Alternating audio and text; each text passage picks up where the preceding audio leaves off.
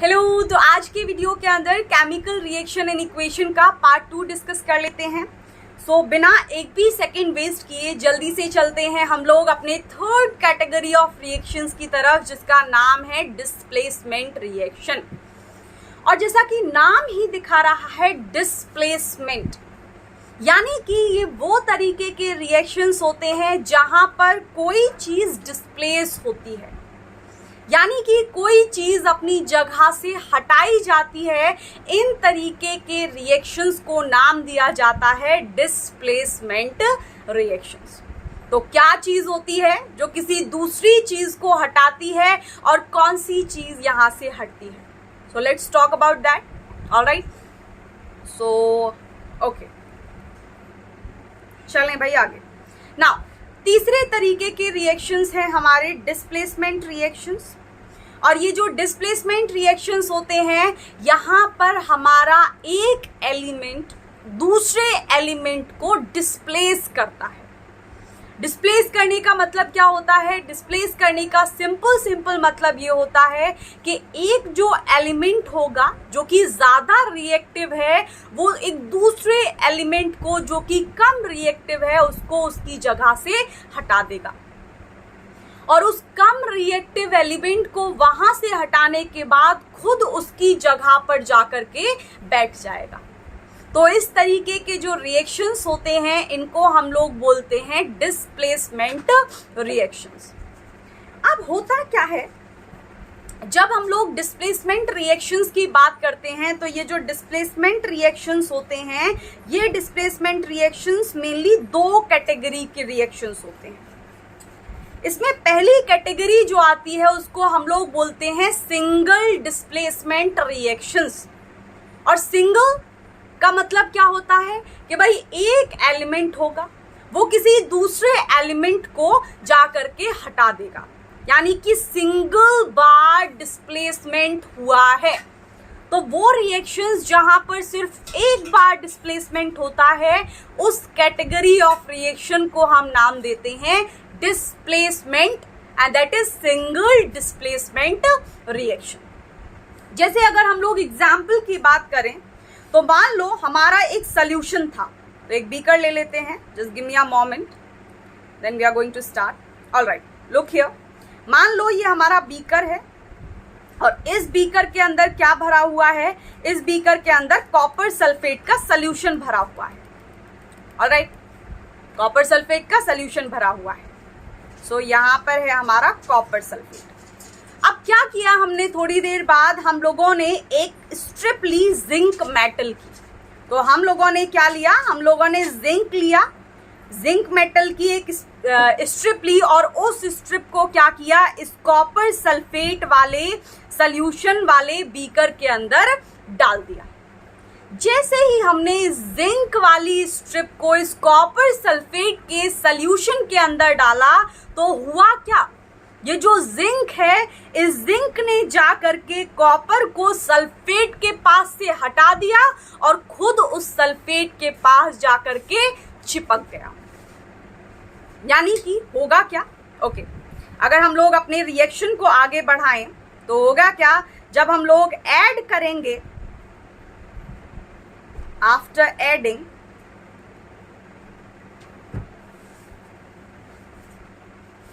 after adding zinc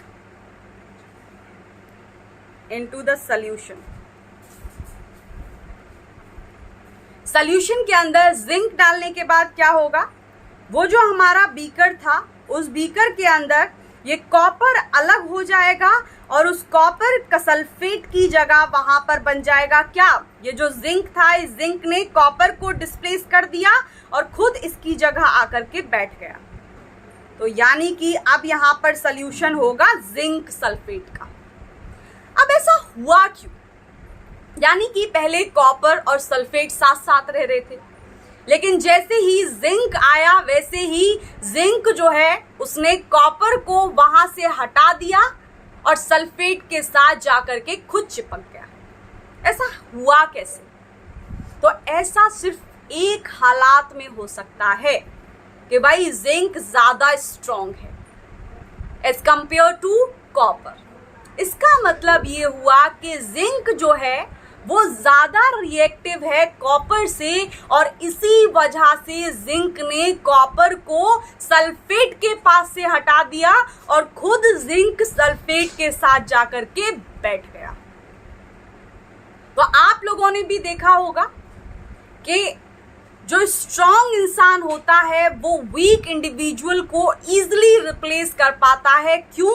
क्योंकि वो strong है।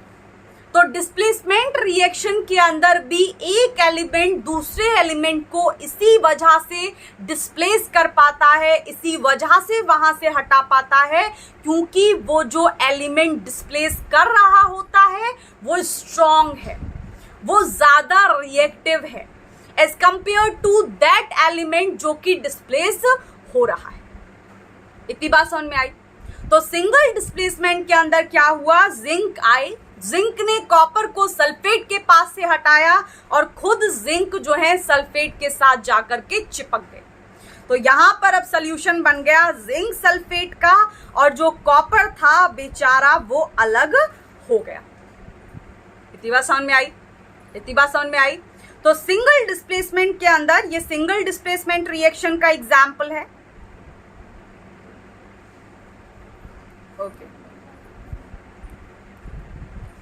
तो सबसे पहले हम लोग डिस्कस कर रहे हैं सिंगल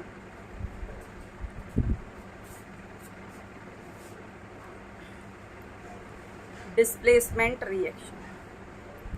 और क्या होते हैं सिंगल डिस्प्लेसमेंट? जहां पर एक बार डिस्प्लेसमेंट होता है, जहां पर एक एलिमेंट एक दूसरे एलिमेंट को आकर के डिस्प्लेस कर देगा, एक बार डिस्प्लेसमेंट होता है, we call that reaction single displacement reaction.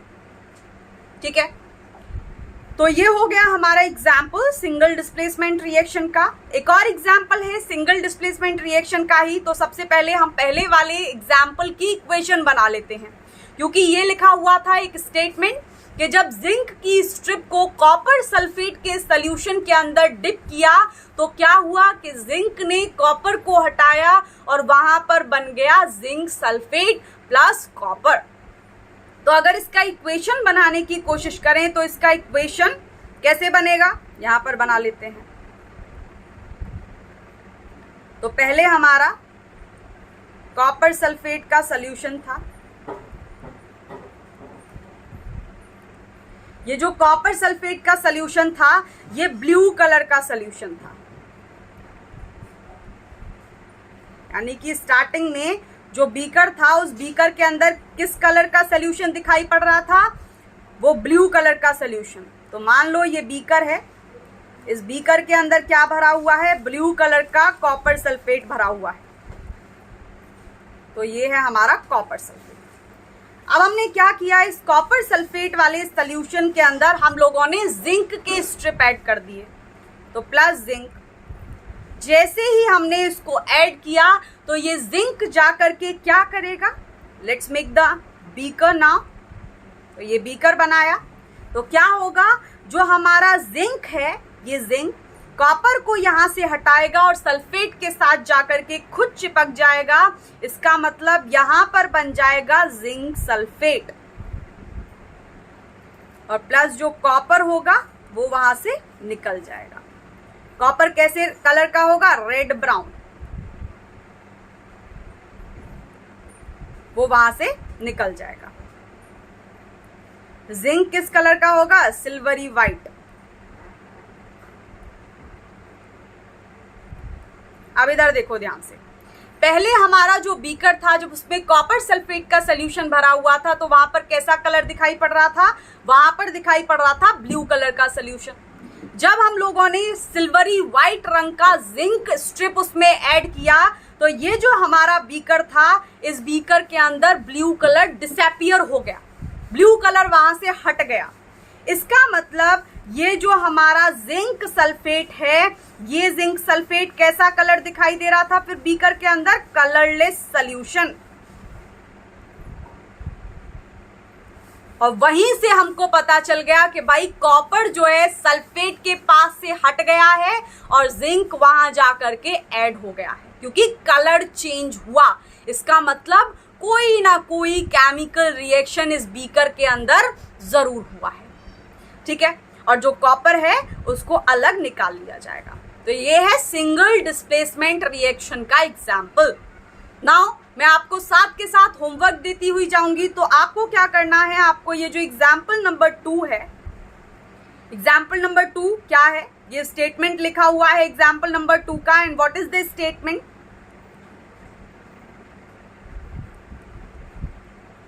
Statement है हमारा कि भाई जब सोडियम मेटल को हम लोग पानी के साथ रिएक्ट कराते हैं, यानी कि जब सोडियम मेटल पानी के साथ रिएक्ट करेगा, तो मान लो पानी भरा हुआ है, एक बीकर है, ये बीकर है हमारा, इस बीकर के अंदर क्या भरा हुआ है, पानी भरा हुआ है।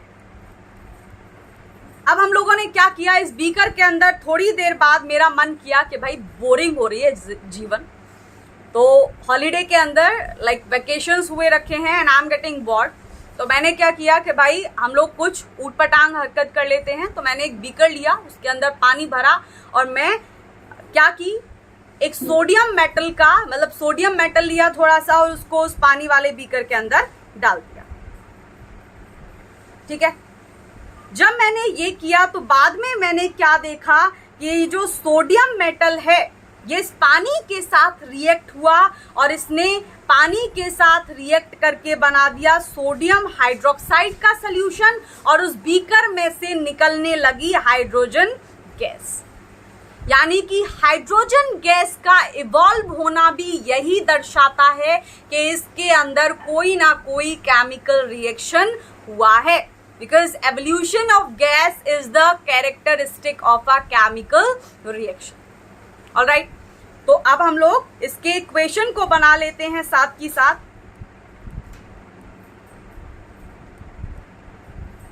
तो इक्वेशन कैसे बनेगा, हाँ भाई इक्वेशन कैसे बनेगा, सोडियम मेटल लिया था, सबसे पहले हम लोगों ने एक बीकर में पानी लिया था, तो H2O लिक्विड, और पानी के साथ किसको कंबाइन कर दिया था, पानी के बीकर में किसको डाल दिया था, सोडियम मेटल को। जब हमने इसको डाला तो थोड़ी देर बाद दिखाई पड़ा कि भाई ये जो हमारा बीकर है उसके अंदर सोडियम हाइड्रोक्साइड का सॉल्यूशन बन गया है और उसी बीकर में से एक गैस इवॉल्व होना चालू हो गई है and that is hydrogen gas. इतनी बात समझ में आ गई। तो this is also the example of what, this is also the example of single displacement reaction. कि भाई एक जो मेटल होगा जो कि ज्यादा रिएक्टिव है वो एक दूसरे मेटल को डिस्प्लेस कर दे तो उसको हम लोग बोलते हैं मेटल मेटल डिस्प्लेसमेंट रिएक्शन। अभी हम लोग डिस्कस करेंगे ये वाली कैटेगरी के क्लासिफिकेशन को भी, पर स्टार्टिंग में हम लोग यहाँ से स्टार्ट किए हैं कि डिस्प्लेसमेंट रिएक्शन सबसे पहले देखें। डिस्प्लेसमेंट रिएक्शन के अंदर क्या होता है, एक एलिमेंट दूसरे एलिमेंट को हटा देता है उसकी जगह से। कोई चीज किसी चीज को कब हटा पाती है उसकी जगह से, जब वो ज्यादा स्ट्रांग हो। इसका मतलब जो मेटल दूसरे मेटल को हटा रहा है वो मेटल ज्यादा रिएक्टिव होता है as compare to the metal जो कि हट रहा है। इतनी बात समझ में आई।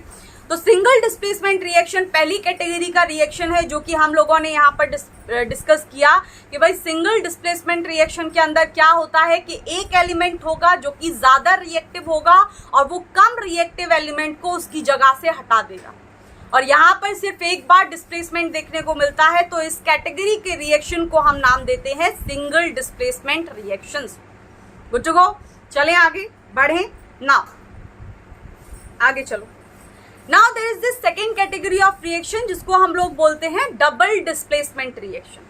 और ये जो हमारे डबल डिस्प्लेसमेंट रिएक्शन होते हैं इसमें क्या होता है, ये वो रिएक्शंस होते हैं जिसमें दो कंपाउंड्स एक दूसरे के साथ रिएक्ट करते हैं और जब वो एक दूसरे के साथ रिएक्ट करते हैं तो उनके बीच में आयंस का एक्सचेंज होता है और वही आयंस का एक्सचेंज होने की वजह से वहां पर एक नए नए तरीके के कंपाउंड्स बनते हैं और इस रिएक्शन को हम लोग नाम देते हैं डबल डिस्प्लेसमेंट रिएक्शन। या फिर आप लोग ये भी बोल सकते हो डबल का मतलब क्या होता है, दो बार, और डिस्प्लेसमेंट का मतलब जगह से हटाना। तो 2 बार डिस्प्लेसमेंट रिएक्शन, 2 बार डिस्प्लेसमेंट जो प्रोसीजर है वो इस तरीके के केमिकल रिएक्शन के अंदर देखने को मिलता है। ठीक है, 2 एलिमेंट होंगे, वो 2 और दूसरे एलिमेंट को उनकी जगह से डिस्प्लेस करेंगे और वहां जाकर के खुद लग जाएंगे। इस कैटेगरी ऑफ रिएक्शन को हम लोग नाम देते हैं डबल डिस्प्लेसमेंट रिएक्शंस। नाउ ये जो हमारा डबल डिस्प्लेसमेंट रिएक्शन होता है ये मेनली सॉल्यूशन के अंदर होता है, और एक आध जो प्रोडक्ट होता है, जितने भी प्रोडक्ट्स बन रहे होते हैं वो हमारा इनसॉल्युबल होता है, और जो भी प्रोडक्ट इनसॉल्युबल होता है उस प्रोडक्ट को हम लोग प्रेसिपिटेट की फॉर्म में सॉल्यूशन से बाहर निकाल लेते हैं। तो डबल डिस्प्लेसमेंट रिएक्शन के अंदर स्टार्टिंग में सिर्फ 2 बातें याद रखो। द फर्स्ट वन इज कि यहाँ पर भाई 2 बार डिस्प्लेसमेंट देखने को मिलेगा, 2 एलिमेंट्स होंगे जो कि बाकी कमजोर 2 एलिमेंट्स को उनकी जगह से हटा देंगे और खुद वहां जाकर के चिपक जाएंगे। दूसरी चीज यहाँ पर आप लोगों ने ये याद रखनी है कि डिस्प्लेसमेंट रिएक्शन मेनली सॉल्यूशन के अंदर होता है, और जो भी प्रोडक्ट बन रहे होते हैं डिस्प्लेसमेंट रिएक्शन के अंदर उनमें से एक प्रोडक्ट हमारा इनसॉल्युबल होगा, और जो भी इनसॉल्युबल वन होगा उसको हम लोग प्रेसिपिटेट की फॉर्म में सॉल्यूशन से बाहर निकाल लेते हैं। गुड टू गो, चलें आगे, भागे आगे। नाउ अब देखो यहाँ पे जैसे एग्जाम्पल है कि भाई एक सिल्वर नाइट्रेट का सॉल्यूशन है, एक बीकर है जिसके अंदर सिल्वर नाइट्रेट भरा हुआ है। उस सिल्वर नाइट्रेट के सॉल्यूशन को हम लोगों ने एक दूसरे बीकर के अंदर ऐड किया जिसमें भरा हुआ है सोडियम क्लोराइड, और देखते ही देखते क्या हो गया कि एक वाइट कलर का प्रेसिपिटेट सिल्वर क्लोराइड का बना along with sodium nitrate solution.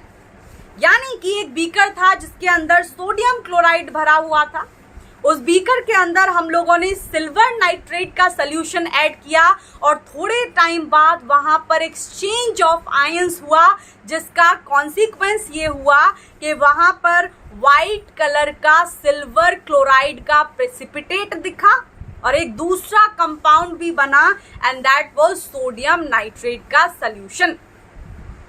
तो अब यहां पर प्रेसिपिटेट कौन सा है?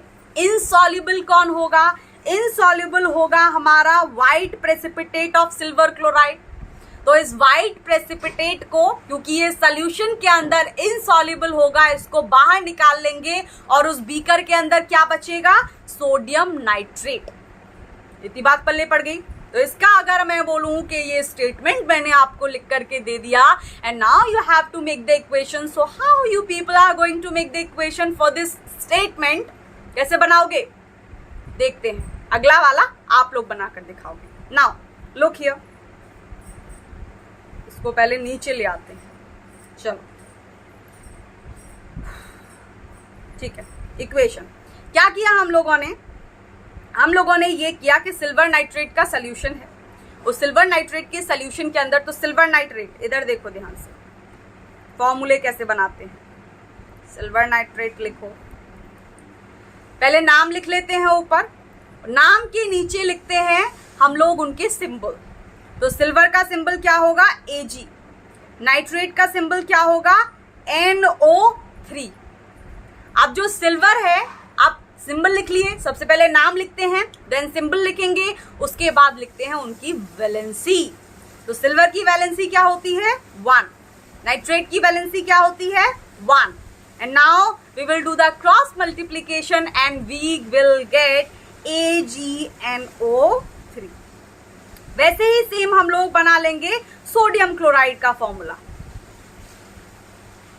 सोडियम क्लोराइड, तो सोडियम क्या है? Na, क्लोराइड क्या है? सिंबल Cl, और दोनों की अगेन वैलेंसी लिखेंगे, देन 1 वैलेंसी होता है, and then we will do the cross multiplication and we will get the ultimate, or we will get the final formula of the compound। तो क्या होगा फॉर्मूला? NaCl। अब हम लोग करते हैं अपनी आगे की कारस्तानी। So let's do it। चलो इक्वेशन बनाते हैं। तो जब हम लोगों ने सिल्वर नाइट्रेट को, AgNO3 को रिएक्ट कराया सोडियम क्लोराइड के साथ, यानी NaCl के साथ, वाले सॉल्यूशन में, देन हमको थोड़ी देर बाद ये दिखाई पड़ा कि देखो हमने शादी करा दी थी Ag की, यानी कि सिल्वर की शादी हम लोगों ने करा दी थी नाइट्रेट के साथ। शादी नहीं हुई है अभी, सिर्फ हम लोगों ने इन लोगों को डेट कराया है। तो हम लोगों ने डेट कराया Ag को NO3 के साथ और सोडियम को क्लोराइड के साथ, लेकिन बात बनी नहीं, बात दूसरी बन रही है। और बात दूसरी क्या बन रही है कि Ag जो है, इस Ag को पसंद आ रहे हैं क्लोराइड, और ये जो हमारा सोडियम है इसको पसंद आ रहे हैं नाइट्रेट। तो होगा क्या, ये जो हमारा Ag है इस NO3 को छोड़ेगा और Cl के साथ जाकर के कंबाइन हो जाएगा। वैसे ही सेम तरीके से ये जो सोडियम है इसको भी क्लोराइड के साथ नहीं रहना है, तो ये क्या करेगा, इस क्लोराइड को छोड़ेगा। मैं ब्याह करूंगा भाई, ब्याह करूंगा तो नाइट्रेट के साथ करूंगा। तो यहाँ पर 2 बार डिस्प्लेसमेंट हो रहा है। 2 एलिमेंट, 2 कम रिएक्टिव एलिमेंट को उनकी जगह से हटा रहे हैं। जैसे जो सिल्वर है वो सोडियम को उसकी जगह से हटा रहा है, तभी तो वो क्लोराइड के साथ जाकर के जुड़ पाएगा, तो उसने सोडियम को हटाया, एक बार डिस्प्लेसमेंट। वैसे ही सोडियम को भी क्लोराइड के साथ नहीं रहना, इस NO3 के साथ रहना है, तो ये भी जोर लगाएगा और सिल्वर को यहाँ से हटाएगा। तो सोडियम Ag को हटाएगा और हमारा जो Ag है वो सोडियम को हटाएगा। इसका मतलब 2 बार डिस्प्लेसमेंट हो रहा है, 2 बार हटाया जा रहा है। नाउ क्या बनेगा आगे, हमारा जो फाइनल रिएक्शन बनेगा, फाइनल रिएक्शन हमारा बनेगा, फाइनल जो प्रोडक्ट्स बनेंगे वो होंगे AgCl, और AgCl किस कलर का प्रेसिपिटेट देखने को मिलेगा हमको, व्हाइट कलर का प्रेसिपिटेट। और ये इनसॉल्युबल होता है सोल्यूशन के अंदर, तो क्या करेंगे, इसको बाहर निकाल देंगे। और बीकर के अंदर क्या बचेगा फिर, AgCl, और दूसरा क्या बना था, NaNO3, सोडियम नाइट्रेट। इतनी बात समझ में आ गई। सो this is the example of double displacement reaction. Now ये मैं आपको ऑलरेडी बता चुकी हूं कि प्रेसिपिटेशन रिएक्शन क्या होता है। प्रेसिपिटेशन रिएक्शन वो कोई भी रिएक्शन होता है जिसमें प्रेसिपिटेट बनता है। और अभी मैंने आपको बताया था यहाँ पर ऊपर वाले रिएक्शन के अंदर ही व्हाइट कलर का प्रेसिपिटेट बना था सोडियम क्लोराइड का, और ये जो प्रेसिपिटेट होता है ये इनसॉल्युबल होता है। तो इसको क्या करते हैं, इस इनसॉल्युबल प्रेसिपिटेट को सोडियम क्लोराइड के, not sodium chloride, silver chloride के बाहर निकाल लेंगे और उस बीकर के अंदर बचेगा sodium nitrate. So this is how it works. Now let's talk about the next category of reaction and that is oxidation reaction। तो मैंने आपको वीडियो जब बना रहे थे हम, तो स्टार्टिंग के अंदर ही मैंने आपको कुछ चीज़ें बताई थी। मैंने 3 चीज़ें आप लोगों को बताई थी कि भाई ऑक्सीडेशन के अंदर क्या होता है, रिडक्शन के अंदर क्या होता है। ऑक्सीडेशन को हम किसी भी केमिकल रिएक्शन के अंदर कैसे फाइंड आउट करेंगे, and how can we find out in a chemical reaction कि भाई यहाँ पर हमारा रिडक्शन हो रहा है।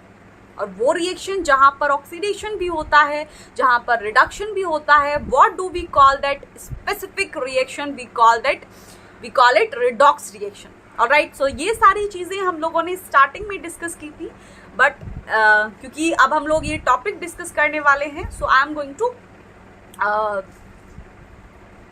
We are going to do the revision together. Alright, तो मैंने आपको कुछ चीज़ें बताई थी, जैसे ऑक्सीडेशन रिएक्शन जो होता है उसके 3 मतलब होते हैं। वैसे ही जब हम लोग रिडक्शन रिएक्शन फाइंड आउट करते हैं तो उसके भी 3 ही मतलब होते हैं। क्या क्या 3 मतलब होते हैं, लेट्स टॉक अबाउट दोज 3 मतलब फर्स्ट। सो पहले लेते हैं हम लोग एक खाली स्लाइड, चलो यहाँ देखते हैं।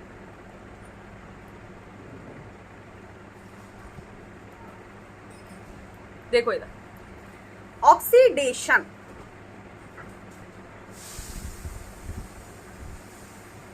एंड दूसरी है हमारी रिडक्शन।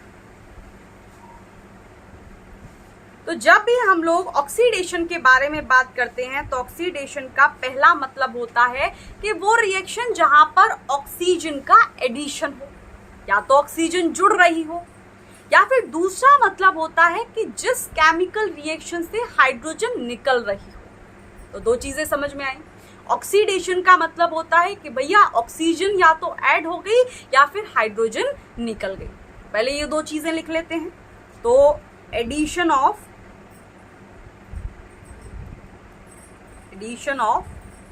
ऑक्सीजन, एंड दूसरा मतलब क्या होता है, रिमूवल ऑफ हाइड्रोजन। एक और मतलब होता है हमारे ऑक्सीडेशन का कि भाई अगर किसी केमिकल रिएक्शन के अंदर इलेक्ट्रॉन्स गायब होते जा रहे हैं, इलेक्ट्रॉन्स की कमी पड़ती जा रही है, इसका मतलब ये हुआ कि उस केमिकल रिएक्शन के अंदर भी ऑक्सीडेशन ही हुआ है। यानी कि loss of electron is also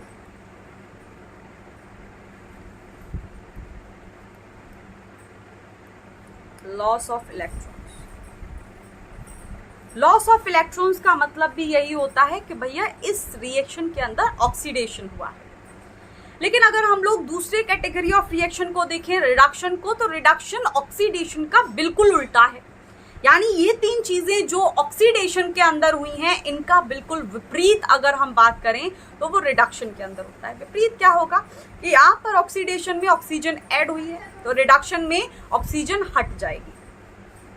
तो लिखते चलो साथ के साथ। Okay, the first thing is removal of oxygen। दूसरा, यहां पर हाइड्रोजन रिमूव हुई है, तो यहां पर हाइड्रोजन का क्या होता है, एडिशन।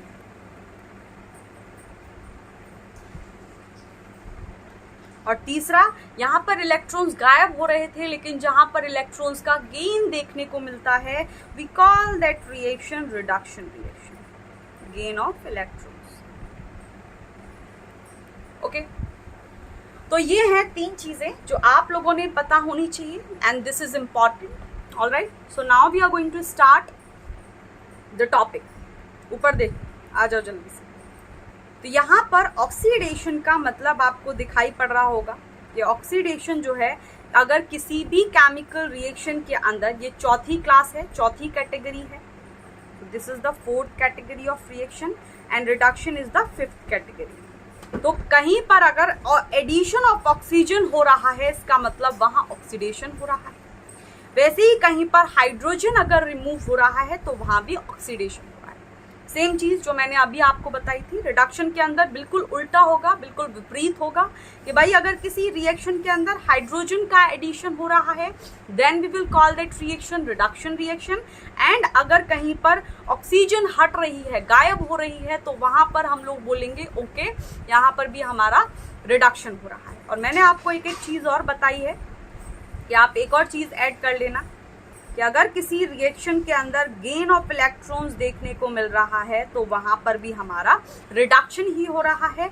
और अगर कहीं पर लॉस ऑफ इलेक्ट्रॉन्स देखने को मिल रहा है, तो वहां पर हमारा ऑक्सीडेशन हो रहा है। Are we good to go with this? चलें आगे नाउ।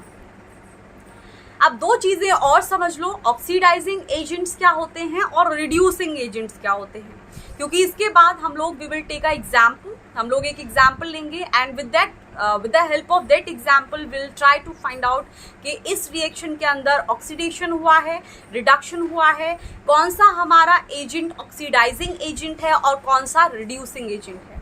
एंड आप लोगों को इसी वाले वीडियो के आप लोगों को शॉर्ट्स मिलेंगे जहां पर आप लोगों को प्रीवियस ईयर केमिकल इक्वेशंस मिलेंगे, जहां पर आपको ये फाइंड आउट करना है कि वहां पर रिड्यूसिंग एजेंट्स कौन से हैं, ऑक्सीडाइजिंग एजेंट्स कौन से हैं, क्योंकि यहाँ से प्रश्न देखने को मिलते हैं।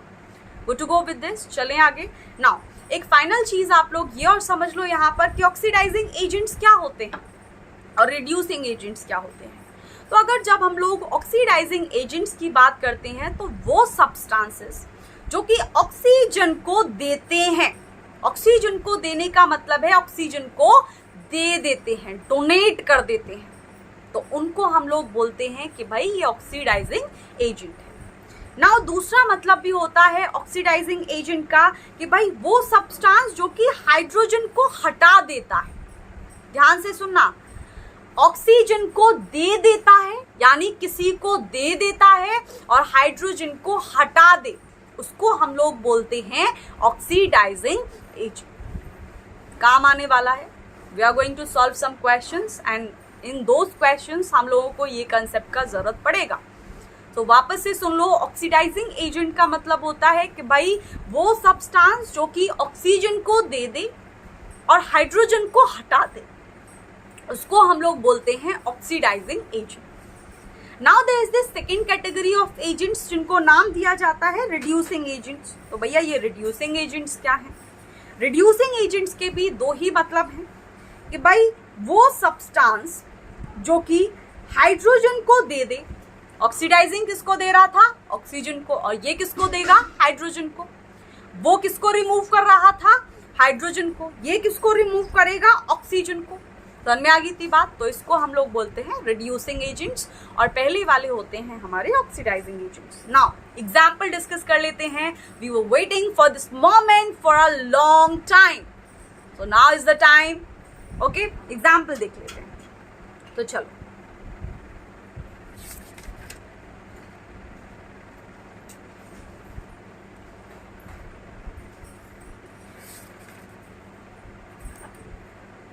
ओके लुक,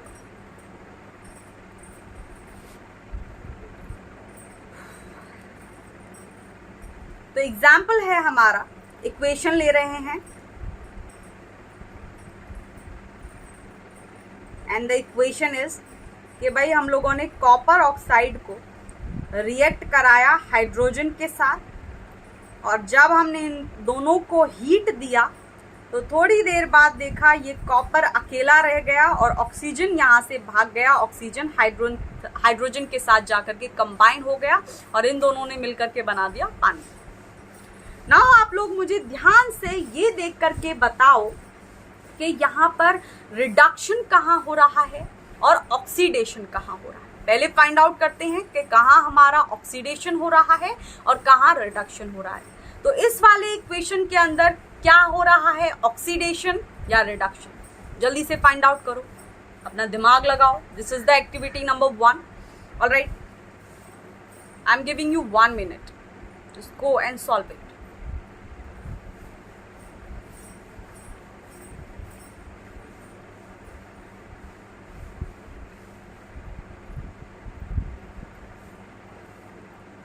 ओके, आपका टाइम खत्म हो चुका है। अब हम लोग स्टार्ट कर लेते हैं एंड आप लोग देखना आप लोगों ने ठीक से सॉल्व किया है या नहीं। ध्यान से देखो, कॉपर पहले ऑक्सीजन के साथ था, लेकिन क्या हुआ, कॉपर जो है जैसे ही इस कॉपर ऑक्साइड ने हाइड्रोजन के साथ कंबाइन किया, वैसे ही कॉपर के पास से ऑक्सीजन हट गया। तो यहां से क्या हुआ है, ऑक्सीजन हटा है। तो यहां पर क्या हुआ है, रिमूवल ऑफ ऑक्सीजन। और रिमूवल ऑफ ऑक्सीजन का मतलब क्या होता है, ऑक्सीडेशन या रिडक्शन? क्या होता है रिमूवल ऑफ ऑक्सीजन का मतलब? Addition of oxygen, oxidation. तो इसका बिल्कुल उल्टा क्या होगा, रिमूवल ऑफ ऑक्सीजन क्या होगा, रिडक्शन। तो यहां पर क्या हुआ है, रिडक्शन। नाउ ध्यान से देखो आगे कि भाई यहां पर हाइड्रोजन अकेला था, लेकिन क्या हुआ, जब कॉपर ने ऑक्सीजन को छोड़ दिया तो वो जो ऑक्सीजन था वो इस हाइड्रोजन के साथ जाकर के कंबाइन हो गया। तो यहां पर क्या हुआ है, ऑक्सीजन का एडिशन। और जहां पर ऑक्सीजन का एडिशन होता है उसको क्या बोलते हैं, ऑक्सीडेशन या रिडक्शन? Exactly, oxidation. इतनी बात समझ में आ गई, oxidation and reduction. And this is how you have to figure out कि भाई किसी भी केमिकल रिएक्शन में ऑक्सीडेशन हो रहा है या फिर रिडक्शन हो रहा है। You have all those definitions जिनसे आप लोग, you have all those concepts जिनसे आप लोग फाइंड आउट कर सकते हैं whether there is a reduction reaction और अ ऑक्सीडेशन रिएक्शन जो कि इस केमिकल रिएक्शन में हो रही है। ठीक है, वो 3 चीजें यू हैव टू रिमेंबर और you have to recall those 3 things जब आप लोग oxidising agents reducing agents, oxidation, reduction पता कर रहे हैं। नाउ आगे चलो, अब यहाँ पर हम लोग फाइंड आउट कर लेते हैं कि भाई ऑक्सीडाइजिंग एजेंट क्या है और रिड्यूसिंग एजेंट क्या है। ठीक है, तो ध्यान से इधर देखते हुए जाना, दिस इज वेरी इजी और यहाँ से क्वेश्चंस आने के chances are bit higher. Okay, so now ये जो कॉपर था, इस कॉपर के पास ऑक्सीजन था इस कॉपर के पास ऑक्सीजन, लेकिन इस कॉपर ने ऑक्सीजन को दे दिया। किसको दे दिया? हाइड्रोजन को। तो वो चीज जो कि हमारे ऑक्सीजन को दे दे, ऑक्सीजन को डोनेट कर दे, वो क्या कहलाती है? Oxidising agent. याद आ रही है ऑक्सीडाइजिंग एजेंट्स की? हम लोग 2 डेफिनेशन पढ़ के आए हैं, अभी वापस से लिख लेते हैं आपको याद कराने के लिए। ऑक्सीडाइजिंग एजेंट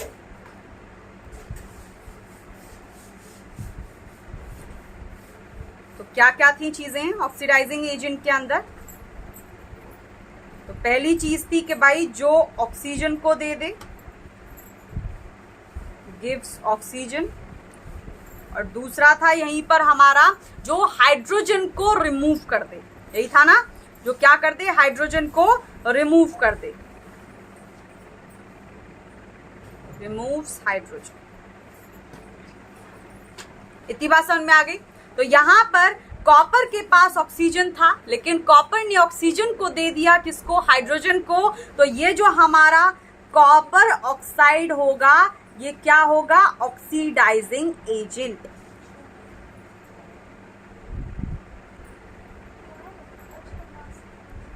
ठीक है, वैसे ही हम लोग वापस से डिस्कस कर लेते हैं कि भाई रिड्यूसिंग एजेंट क्या होते हैं। Just a moment.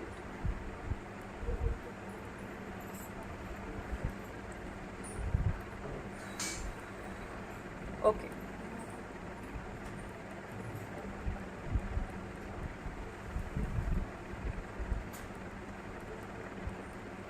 हाँ भाई, रिड्यूसिंग एजेंट्स क्या होंगे? क्या बताए थे अभी मैंने? जो हाइड्रोजन को दे दें और ऑक्सीजन को रिमूव कर दें। तो यहां पर लिख लो एक बार, जो gives hydrogen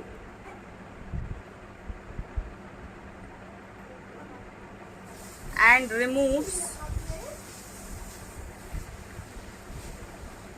oxygen. Okay, now oxidising agent पता चल गया। Now we are going to talk about कि भाई यहाँ पर रिड्यूसिंग एजेंट क्या है। तो देखो, हाइड्रोजन जो है, लुक हियर ध्यान से, ये जो हमारा हाइड्रोजन है, इस हाइड्रोजन ने ऑक्सीजन को रिमूव करवाया। अब ये जो हमारा कॉपर था, इसने ऑक्सीजन को क्यों दिया? हाइड्रोजन की वजह से, क्योंकि हाइड्रोजन की रिएक्टिविटी ज्यादा है ऑक्सीजन के लिए। तो हाइड्रोजन की वजह से ऑक्सीजन रिमूव हुआ है, इसलिए हम लोग हाइड्रोजन को बोलेंगे कि ऑक्सीजन को इसने रिमूव करवाया है। तो ये जो हाइड्रोजन है, this hydrogen is a reducing agent.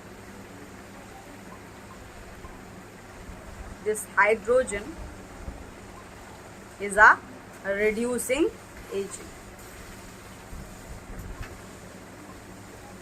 इतनी बात समझ में आ गई? Are we good to go with the next topic? अब एक और चीज यहाँ पर समझने की आपको जरूरत है कि वो रिएक्शंस जहां पर ऑक्सीडेशन भी होता है, यानी ये ऑक्सीडेशन भी होता है, और जहां पर रिडक्शन भी होता है, उन रिएक्शंस को नाम देते हैं रिडॉक्स रिएक्शंस। ठीक है, यानी कि वो रिएक्शंस, रिडॉक्स रिएक्शंस क्या होते हैं? वो रिएक्शंस जहां पर ऑक्सीडेशन भी होता है, where oxidation as well as reduction takes place, इनको हम लोग बोलते हैं रिडॉक्स रिएक्शन। तो ये वाला जो एग्जाम्पल हम लोग डिस्कस किए हैं, ये किसका एग्जाम्पल है? रिडॉक्स रिएक्शन का। ठीक है, मैं आपको एक होमवर्क में क्वेश्चन दे रही हूँ, you have to solve that question. आपको अपने घर पे सॉल्व करना है, this is your homework. Okay, तो होमवर्क के अंदर आप लोग एक क्वेश्चन लिख लो। यहाँ पे आपको फाइंड आउट करना है कि कहाँ पर ऑक्सीडेशन हो रहा है, कहाँ पर रिडक्शन हो रहा है, कौन सा ऑक्सीडाइजिंग एजेंट है और कौन सा रिड्यूसिंग एजेंट है। ऑलराइट, कहीं कंफ्यूजन होता है, व्हाट यू कैन डू, मैंने आपको डिस्क्रिप्शन के अंदर अपना मेल दिया हुआ है, you can send your queries there and comments के अंदर भी आप लोग क्वेश्चंस को पूछ सकते हो, whatever queries you are having. Alright, now equation है आपका H2S यानी हाइड्रोजन सल्फाइड जब क्लोरीन गैस के साथ रिएक्ट करता है तो वहाँ पर सल्फर बनता है और वहाँ पर हाइड्रोजन क्लोराइड निकल जाता है। तो ये जो चीज़ें हैं, यानी ये वाला जो रिएक्शन है, इस रिएक्शन के अंदर, इस इक्वेशन के अंदर आपको क्या क्या चीज़ें फाइंड आउट करनी है कि यहाँ पर ऑक्सीडेशन हो रहा है या नहीं हो रहा है, तो कहाँ हो रहा है। देन आपको फाइंड आउट करना है कि रिडक्शन हो रहा है या नहीं हो रहा है, तो कहाँ हो रहा है, whether it is a redox reaction, yes और no. Alright, and then you have to find out कि भाई ऑक्सीडाइजिंग एजेंट कहाँ है, कौन सा है, and oxidising agent find out करने के बाद you have to figure out कि भाई रिड्यूसिंग एजेंट कौन सा है। तो ये सारी चीजें हैं जो आपको फाइंड आउट करनी है, and this is your homework. Alright, now we are going to start the next topic and the final topic of this chapter, and that is effects of oxidation. तो effects of oxidation का मतलब क्या होता है? Effects of oxidation का simple मतलब ये होता है, look here,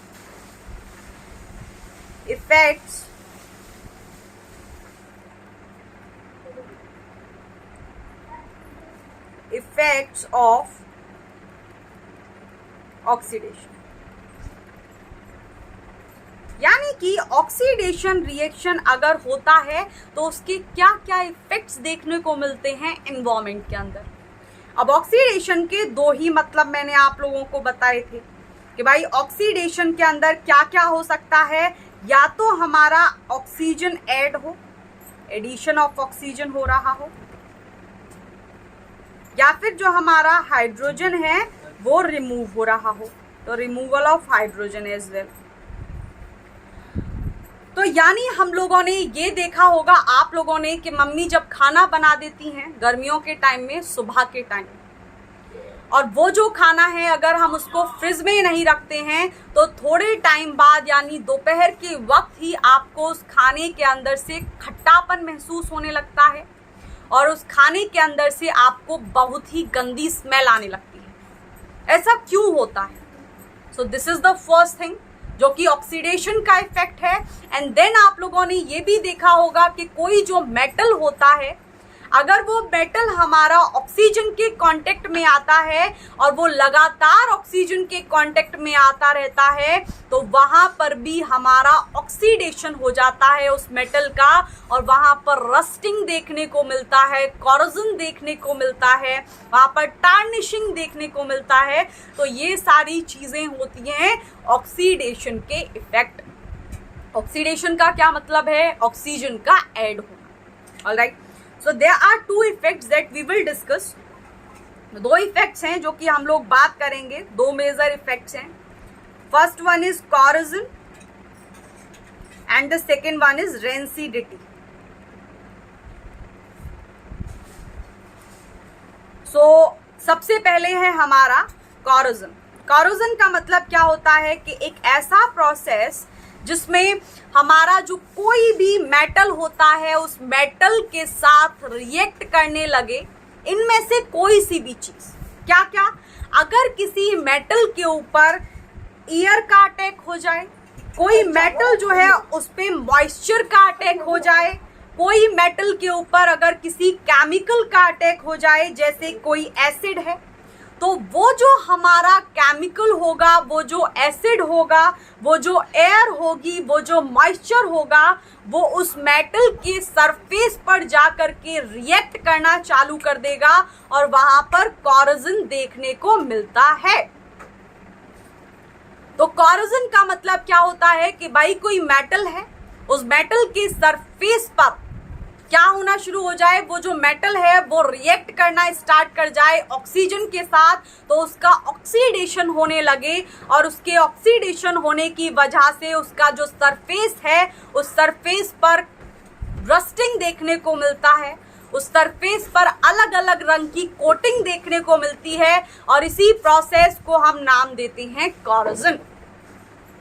तो कॉरोजन का मतलब सिंपल ये होता है कि भाई हमारा जो मेटल है उस मेटल के ऊपर अटैक हो गया, और अगर किसी चीज के ऊपर अटैक हो जाता है तो वो चीज डिग्रेड होना चालू हो जाती है।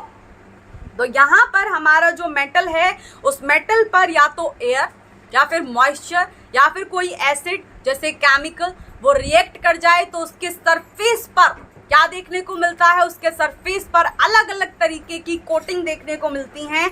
जैसे बेस्ट एग्जांपल इज रस्टिंग।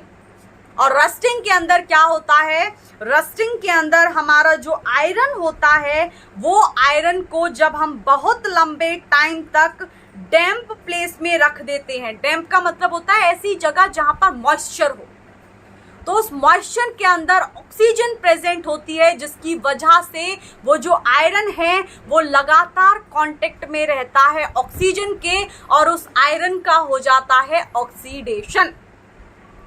जब आयरन का ऑक्सीडेशन हो जाता है तो थोड़े ही टाइम बाद वो जो आयरन होता है, वो जो मेटल होता है आयरन का पीस, वो रेड ब्राउन फ्लेकी सब्सटेंस उसके सरफेस पर दिखाई पड़ता है जिसको हम लोग बोलते हैं रस्ट, और इस प्रोसेस को बोला जाता है रस्टिंग ऑफ आयरन। ठीक है, तो first one is rusting of iron. और रस्टिंग ऑफ आयरन के अंदर क्या होता है कि जब आप लोग आयरन को लंबे टाइम तक डैम्प प्लेस में छोड़ देते हो, ऐसी जगह छोड़ देते हो जहां पर मॉइस्चर हो, तो वो जो हमारा आयरन का पीस होता है उसके ऊपर ऑक्सीडेशन हो जाता है और थोड़े टाइम बाद आपको उस आयरन के सरफेस के ऊपर फ्लेकी ब्राउन सब्सटेंसेस दिखने लगते हैं, फ्लेकी ब्राउन पाउडर दिखने लगता है जिसको हम लोग बोलते हैं रस्ट, और प्रोसेस को बोला जाता है रस्टिंग।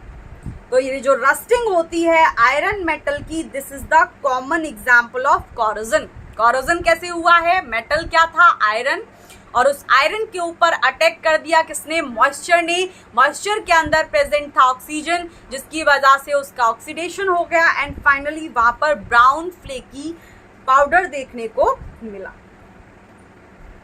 नाउ लुक हियर, कभी कभार इसकी इक्वेशन पर फोकस कर लेते हैं। तो जब हमारा आयरन कंबाइन होता है, ऑक्सीडेशन कब होता है, किसी भी मेटल का ऑक्सीडेशन तब होगा जब वो ऑक्सीजन के साथ रिएक्ट करेगा। तो जब आयरन हमारा ऑक्सीजन के साथ रिएक्ट करता है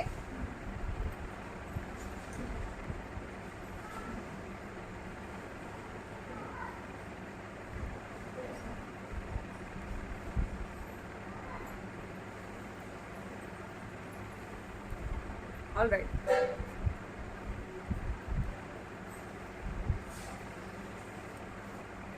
वाटर के अंदर जो ऑक्सीजन प्रेजेंट होती है उससे रिएक्ट करता है, देन वहां पर हमारी रस्ट बननी चालू हो जाती है एंड वो रस्ट का कभी कभार फॉर्मूला भी इंपॉर्टेंट हो जाता है। सो this is the formula of rust and it is what, it is hydrated iron oxide.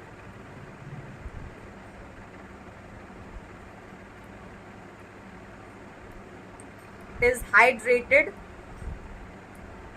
Iron oxide, और इसी को हम लोग बोलते हैं रस्ट, और इस प्रोसेस को बोला जाता है, पूरे प्रोसेस को हम लोग नाम देते हैं rusting. So this is the equation of rusting of iron. Alright, now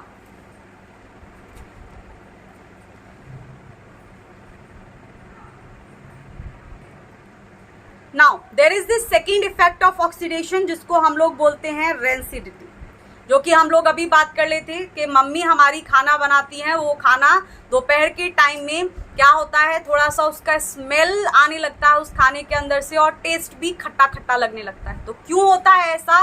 क्योंकि खाने के अंदर जो फैट और ऑयल प्रेजेंट होता है उस फैट और ऑयल का ऑक्सीडेशन हो जाता है, और जब उस फैट और ऑयल का ऑक्सीडेशन हो जाता है तो उसके बाद उस खाने में से स्मेल आने लगती है, उस खाने में से हल्का सा खट्टापन आने लगता है, और इस प्रोसेस को बोलते हैं रेंसिडिटी। और वो जो खाना होगा जिसमें से पंजेंट स्मेल आती है, जो कि थोड़ा सा खट्टा हो जाता है, उस खाने को बोलते हैं रेंसिड फूड और रेंसिड स्टफ।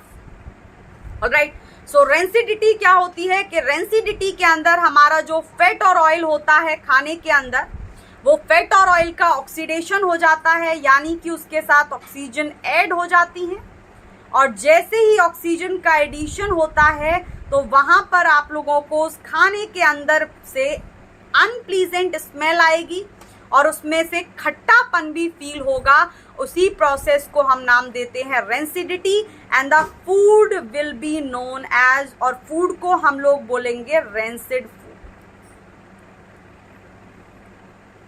ठीक है, नाउ हम लोग रेंसिडिटी को कैसे रोक सकते हैं? तो आप लोगों ने एक और चीज मुझे यहाँ पर बतानी है कि टेम्परेचर का भी अच्छा खासा इफेक्ट देखने को मिलता है रेंसिडिटी पर, वो हम लोग अभी डिस्कस करते हैं। So effect of temperature on rancidity, effect of temperature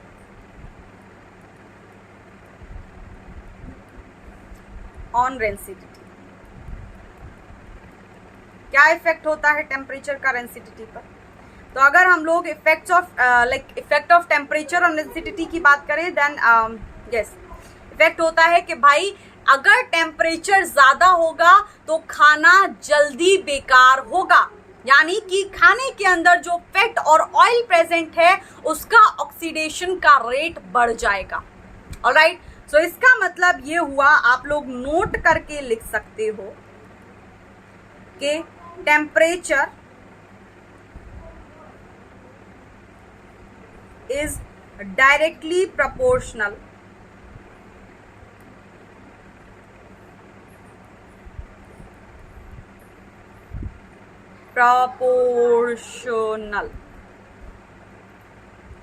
to rancidity. इसका मतलब क्या हुआ कि भाई जैसे जैसे टेम्परेचर बढ़ेगा वैसे वैसे हमारी जो रेंसिडिटी है वो भी बढ़ेगी।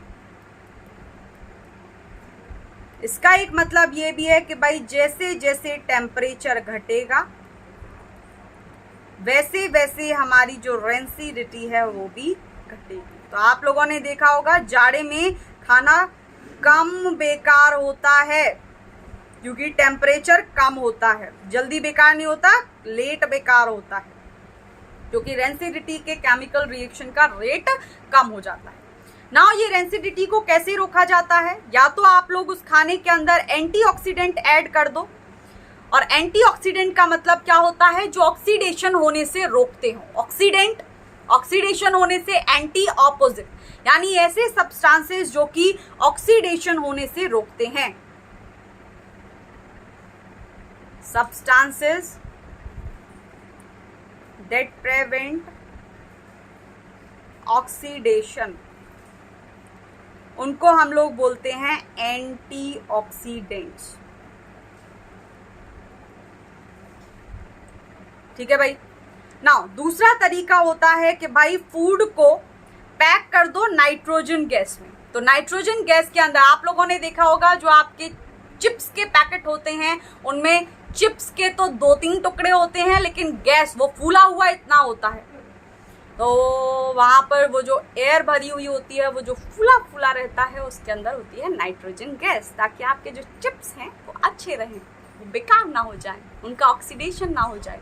क्योंकि अगर चिप्स हमारे ऑक्सीजन के कांटेक्ट में आ गए तो उनका हो जाएगा रेंसिडिटी, वो बेकार हो जाएंगे, अनप्लीजेंट स्मेल आने लगेगा, और आपके जो चिप्स होंगे वो चिप्स के अंदर से खट्टापन भी आने लगेगा। So the best way company क्या करती हैं, कंपनी करती हैं वो जो चिप्स का पैकेट होता है उसके अंदर नाइट्रोजन गैस को घुसा देती है, और वो जो नाइट्रोजन गैस होती है वो ऑक्सीडेशन नहीं होने देती है फैट और ऑयल का, जो कि उन चिप्स के अंदर प्रेजेंट होती है।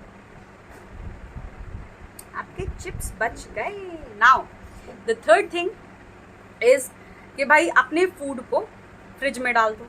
ठीक है, फूड को कहाँ डाल दो? फ्रिज में। अगला तरीका है कि भाई अपने खाने को एयर टाइट जार्स में रख दो, जहाँ पर ऑक्सीजन ना पहुँच पाए। जब तक ऑक्सीजन का कांटेक्ट नहीं होगा खाना बेकार नहीं होगा। खाना बेकार होगा when there will be oxidation of fat and oils. तो आप लोग क्या कर सकते हैं, आप लोग अपने खाने को एयर टाइट कंटेनर्स के अंदर रख सकते हैं, and this is how you can prevent rancidity. Alright, and the fifth one is कि भाई आप अपने खाने को लाइट से दूर रखें। अगर आप अपने खाने को लाइट से दूर रखेंगे तो जो रेंसिडिटी है वो उसका रेट कम होगा। So these are the 5 ways जिससे आप लोग रेंसिडिटी को होने से रोक सकते हैं। ऑलराइट, सो आप लोगों के लिए जो असाइनमेंट हैं वो आप लोगों को शॉर्ट्स पे मिल जाएंगे। So you can get the assignments from there, and assignments के अंदर देखो भाई सिंपल सी चीज़ मैं आपको एक और बताती हूँ कि आपने सुना होगा यस अच्छे मार्क्स लाने का एक तरीका होता है स्मार्ट वर्क, और वो स्मार्ट वर्क करने का भी एक तरीका होता है जिसको हम लोग बोलते हैं, क्या बोलते हैं, जिसको हम लोग बोलते हैं, सुना है ये वाला रूल 80-20 रूल। यानी कि ये जो 20% सिलेबस होता है कि वो 20% सिलेबस होता है जिसमें से 80% वेटेज होता है, जिसका 80% वेटेज, यानी कि आपका 20% सिलेबस ही वो होता है जहाँ से रिपीटेशन ऑफ चीज़ें देखने को मिलती हैं, जहाँ से ज़्यादा क्वेश्चंस देखने को मिलते हैं। तो आप लोग क्या कर सकते हो, आप लोग उन असाइनमेंट्स को सॉल्व कर सकते हो that I am going to provide you, and उन असाइनमेंट्स के अंदर we will be focusing on this 20% part, वही 20% पार्ट जिसका वेटेज 80% है।